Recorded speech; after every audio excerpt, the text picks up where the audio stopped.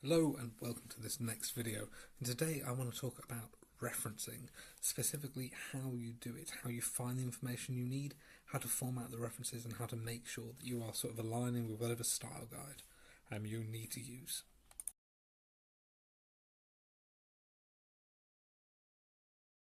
So the most important thing to begin with is knowing the referencing style.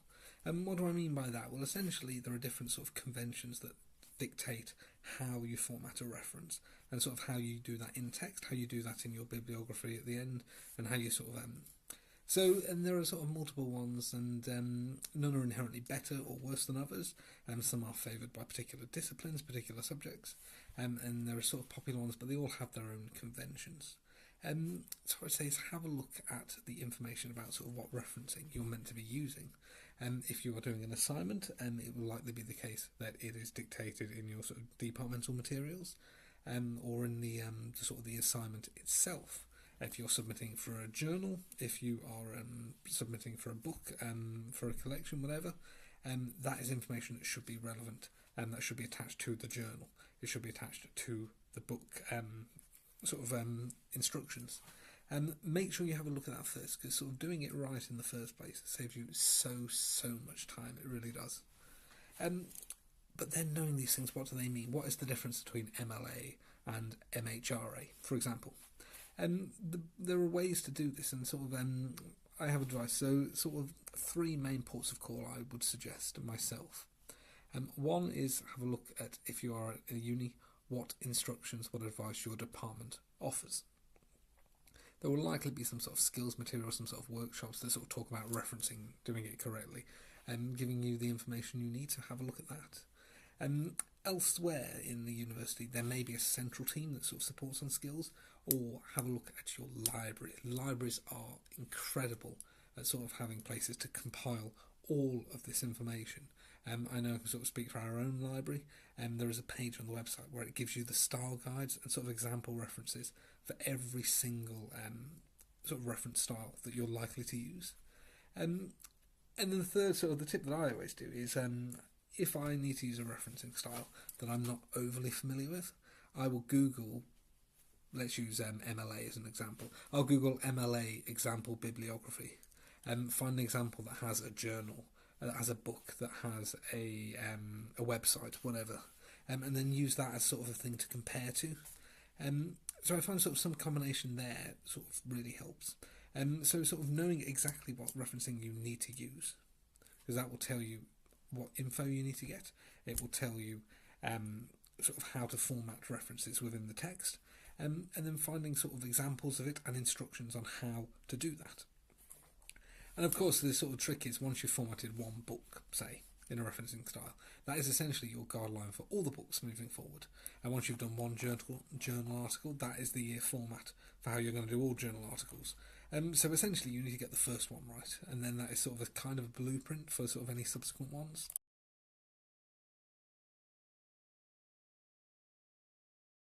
Now I want to talk about when to reference, and that isn't sort of a moral question of citing in the text. What I mean here is it more effective to do it as you go along, or is it more effective to do it at the end after you've done your work?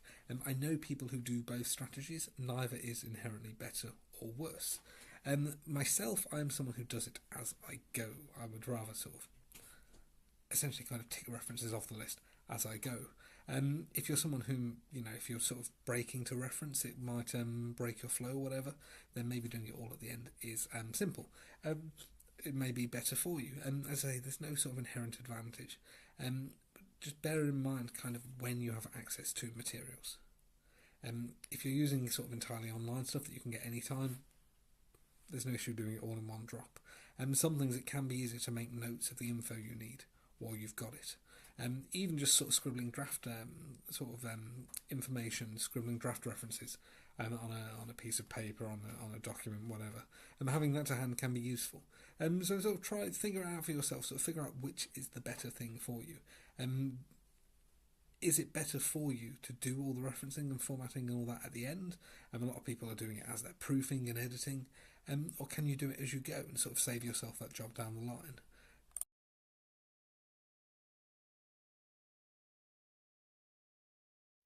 And then lastly, the question of what details you need to compile an effective reference and to compile a correct reference. And this is kind of going to differ a little bit based on sort of what referencing system you're using. But broadly speaking, the kind of things that you would use to cite a book, say, in a sort of particular reference system is likely to be fairly consistent. So what I'm going to do is over the next few minutes go through kind of examples of the info that you're likely to need for different referencing systems. If it's of use, I can do sort of a separate video going through sort of specific reference styles, and please do comment below. I'm going to talk about books and journal articles and things that are likely to come up, and say what info you're likely to need and where you can find it. So let's begin with books. Books are kind of conventional. So books, what sort of things are you going to need there? You're going to want the title. You're going to want the author or the editor if it's an edited collection. You're going to want to know details about what year the book was released, the publisher and or the place of publication. And where do you find all of these things? Well, you look in the front matter of the book. So you see here an example. I put the 2 front matter pages from my friend Simon Bacon's excellent Palgrave Handbook of the Zombie, and link to this in the description below. So you look there, so you can find all the details you'll need by looking at the front matter pages of the book. Now, it may be the case as well that you have chapters and book chapters. So again, it's kind of, you're going to want all these details again about the book, the editor, the sort of place of publication, the publisher, etc. But then what you would also want to pull out is the name of the individual contributor, the name of their chapter, and the page references. So what pages has does the chapter occupy in the book? And you can find this simply by looking at the book's content pages. I'm saying this is all here. It might be the case if you have a sort of excellent library service as well, that you can get a lot of these details from the book's library listing. But if in doubt, have a look at the front of the book, because all the details you need will definitely be there. How about journal articles? So what you've got here is an example of mine. So this is a piece I did last year about Psycho 2 and the Legacy sequel. And again, this is linked below. With journal articles, again, you're looking for the name of contributor or contributors. You want the name of their piece. And then you want the details that really handily you see sort of laid out here in the source description. So you want to know the name of the journal.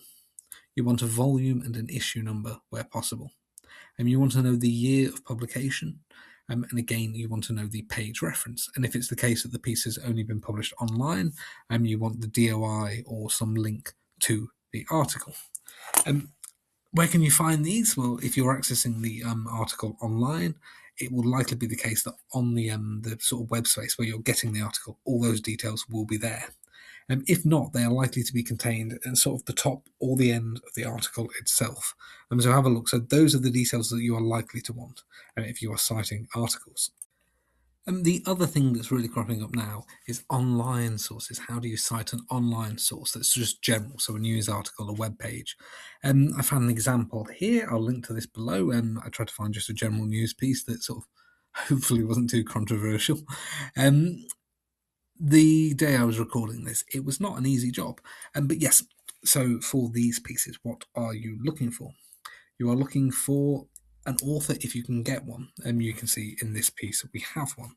You're after the name of the web page. So for sort of a news piece, it would be the name of the story. Of a page is sort of find the name of the page and the website upon which the page was launched. So in this case, it would be BBC News. You want, if possible, a date when the web page was uploaded, or a date when at least the version you accessed was. And then you want the web address to the page. You want sort of people to be able to directly link to the page. And what is important to make a note of for web pages is the date in which you access the page, because as we know, they can be changed. So it's sort of to have that record of what the information was at the point when you access the material is incredibly, incredibly useful. So make a note of that. But yes, those are things that are likely to come up for web pages. So what I've presented there is kind of a reflection on some of what I think are the likeliest source types to come up. in sort of most general arts work, I would think, and other work as well. Hopefully this has been of some use. If referencing is something that people want me to do a deep dive into, please do let me know. I'm very happy to do that, but sort of I need your feedback to be able to do that. Otherwise, thank you so much for watching. Make sure to like, make sure to subscribe, make sure to ring the bell so you know when there's new content. And thank you so much for watching. I look forward to seeing you all in the next one.